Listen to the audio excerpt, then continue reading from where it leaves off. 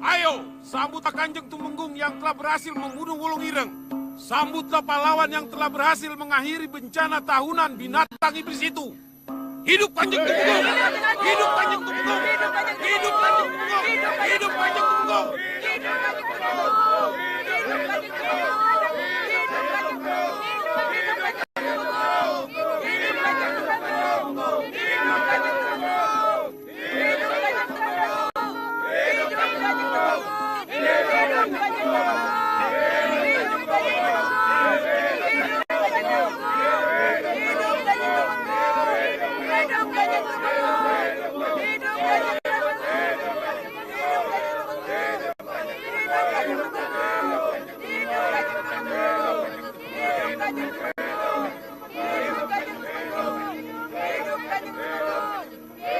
Hidup Kanjeng Tumenggung! Ya, kalian semua siaga di tempat.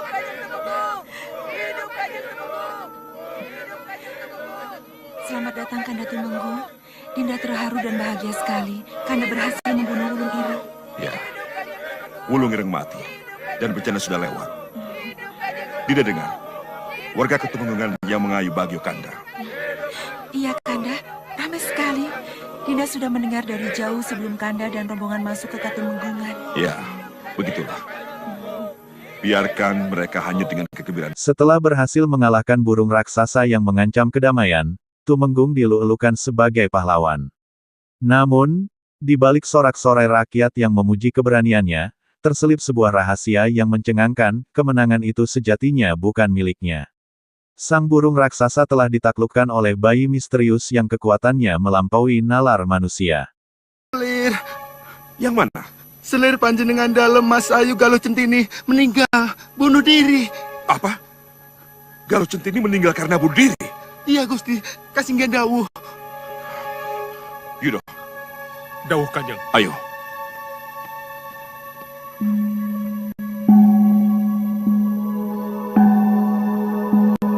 Siapa yang melakukan ini, Ibu?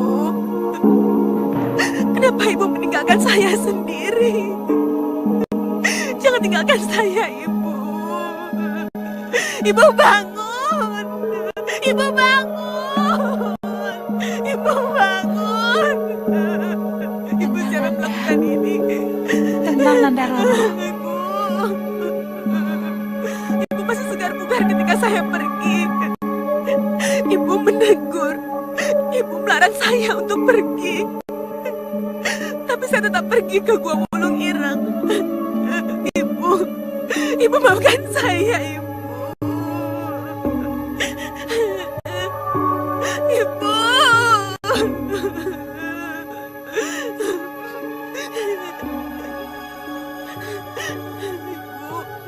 Ibu.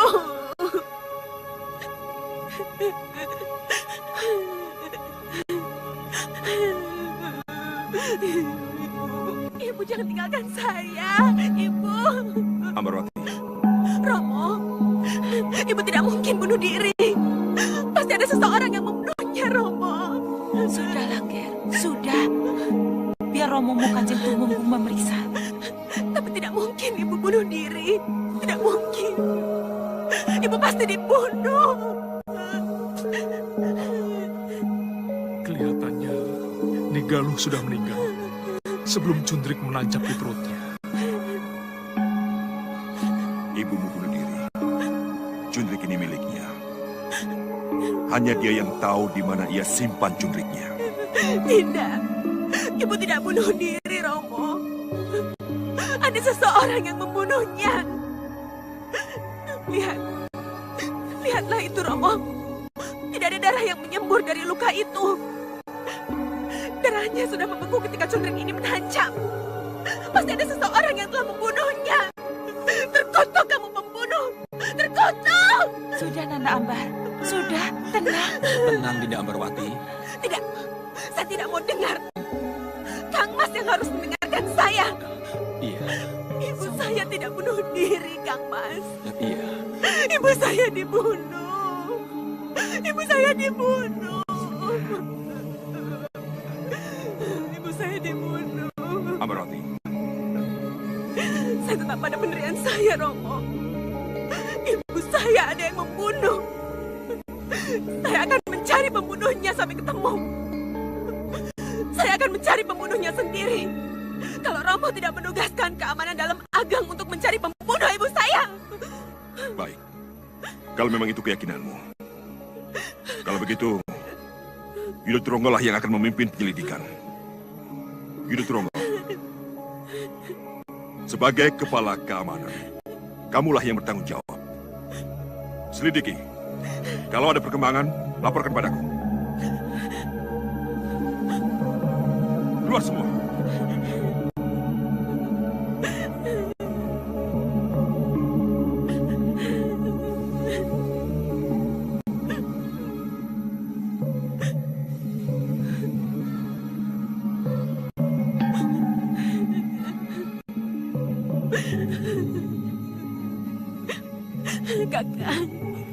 Kakang sudah melarang. Seharusnya kamu tidak usah pergi. Tidak ikut ke Gua Wulung Ireng. Kakang, tolong selidiki, Kakang. Tolong cari siapa pembunuh ibu saya. Iya, iya. Kakang.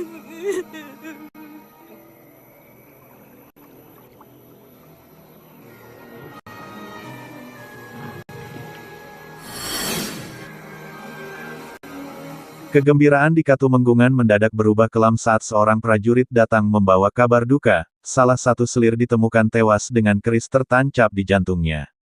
Awalnya diduga bunuh diri, namun penyelidikan Kepala Keamanan Katumenggungan mengungkap fakta mengejutkan, selir itu dibunuh terlebih dahulu sebelum insiden itu direkayasa.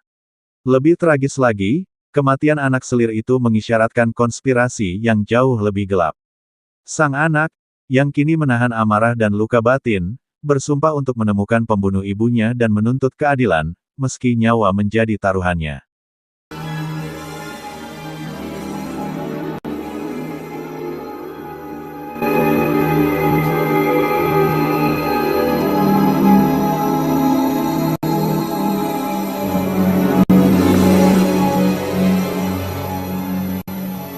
Selolumutan. Ya. Sial. Kita tidak bisa masuk. Lancang kalau kita menerobos masuk. Jadi apa yang harus kita lakukan? Kembali ke Kidul. Kita laporkan apa yang telah terjadi. Ya.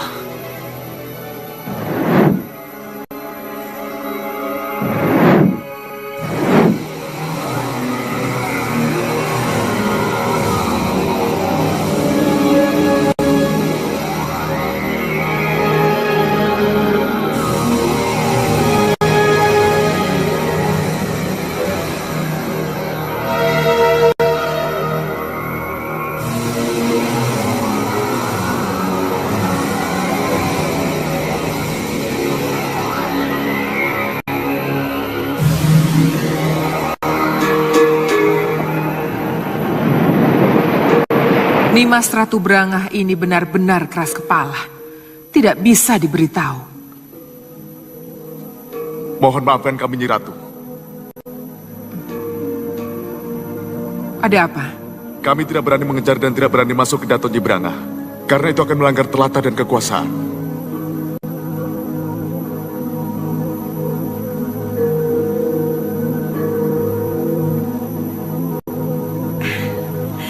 Dengarkan. Kenapa bayi Temon ini aku bawa ke sini? Perlu kalian ketahui, kelak bayi ini akan menjadi lelaki perkasa, lelaki luar biasa. Jadi tidak ada salahnya kalau bayi Temon ini tinggal di sini dan menjadi manusia abadi. Kalian tahu apa jadinya nanti kalau ada manusia abadi yang bisa mendampingi ratumu selamanya? Kami mengerti, Nyi Ratu. Kami mengerti, Nyi Ratu. Kami mengerti, Nyi Ratu. Tidak. Joko Temon akan tetap menjadi manusia sesuai kodratnya. Ia tidak akan hidup di kedatonmu, apalagi menjadi pendampingmu. Ia tidak akan menjadi setengah manusia dan setengah siluman seperti yang kamu inginkan, Nimas Ratu. Tidak akan.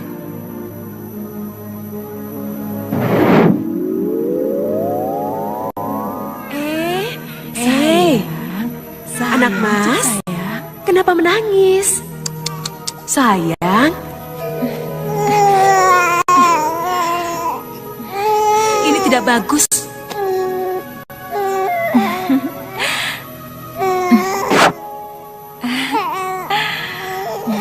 Ning ning nang ning nang. Ini wayangnya lebih bagus, Temon. Ning ning nang ning nang.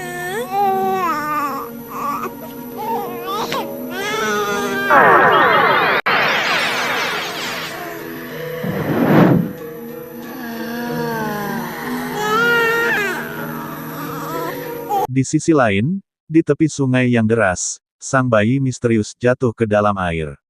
Para pengawal panik, namun tak mampu menyelamatkannya.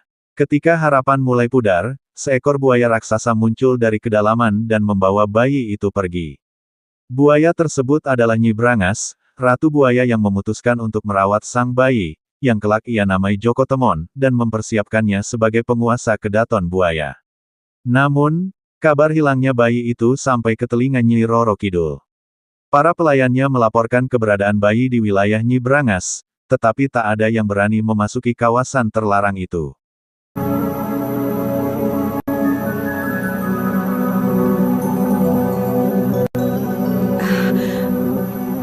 Nyi Ratu. Mohon Nyi Ratu, biarkan bayi ini tinggal bersama saya. Tidak, Nimas. Bagaimanapun juga, Joko Temon sudah menjadi putra angkatku sejak masih dalam kandungan ibunya.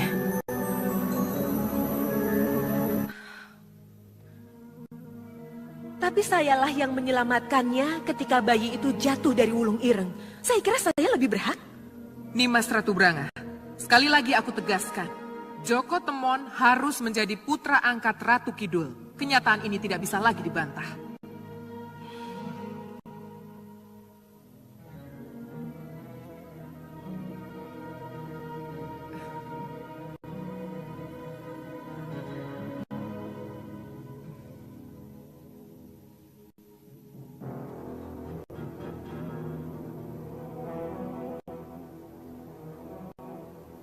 Tidak, tidak.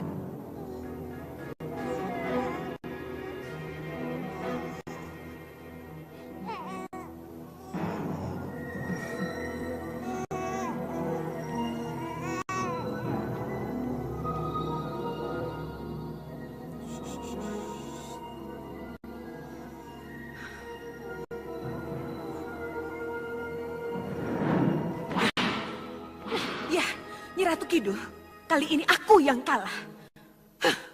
Tapi suatu saat nanti, Joko Temon akan jadi milikku.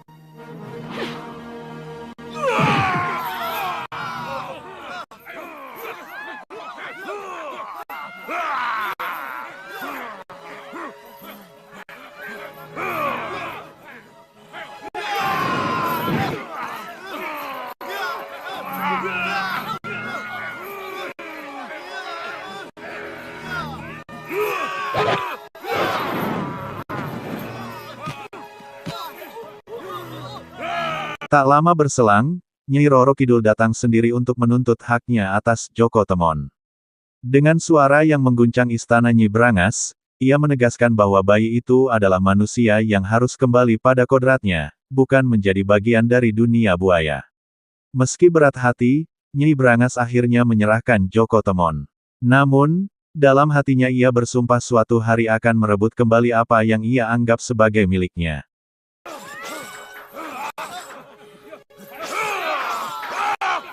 Tangkap dia, tapi jangan dilukai.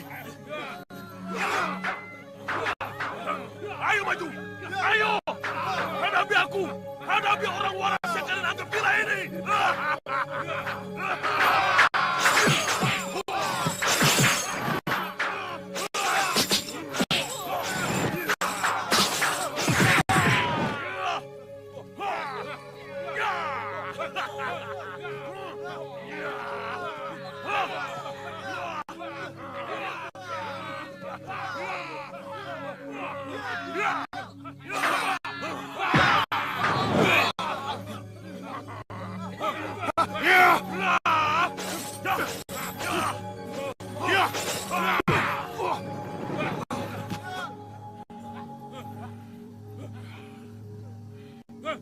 Gila.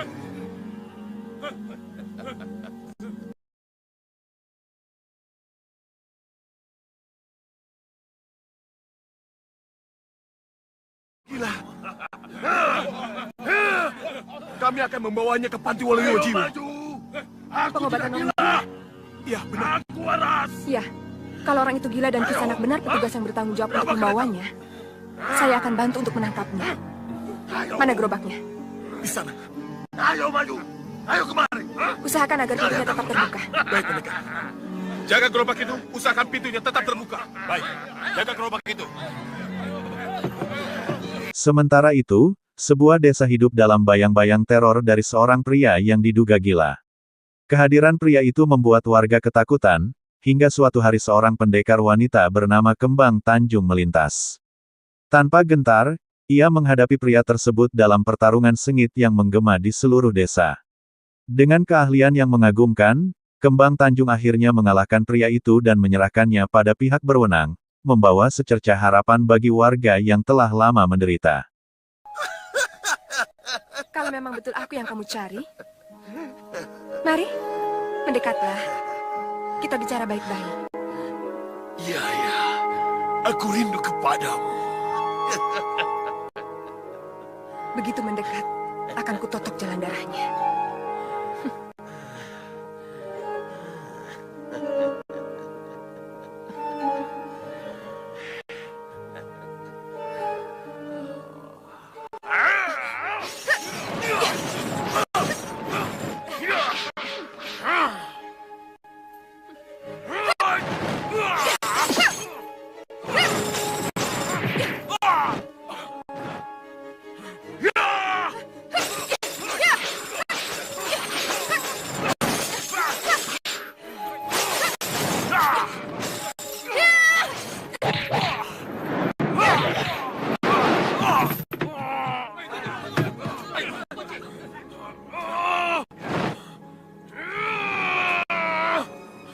Lepaskan aku!